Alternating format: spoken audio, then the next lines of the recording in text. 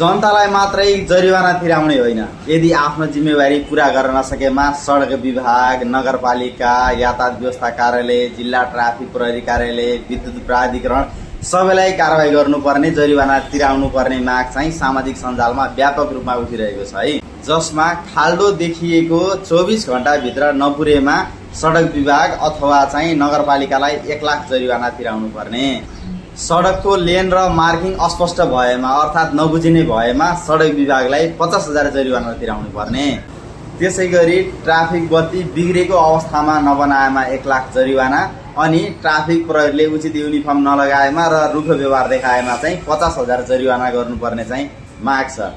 Traffic सङ्केत अथवा signboard स्पष्ट नदेखिने भएमा 50,000 जरिवाना, अनि ट्रायल पास भएको 1 हप्तासम्म पनि लाइसेन्स नदिएमा चाहिँ 1 लाख जरिवाना हुनुपर्ने प्रस्ताव छ। त्यसै गरी राति सडकमा बत्ती नबलेमा 50,000 जरिवाना, अनि वर्षाको पानी चाहिँ जम्मा भएर सडक डुबायो भोरियो भने चाहिँ 5 लाख जरिवाना हुनुपर्ने प्रस्ताव छ। फुटपाथमा हिँड्ने ठाउँ अतिक्रमणबाट नछुटाएमा चाहिँ 50,000 जरिवाना गर्नुपर्ने प्रस्ताव छ।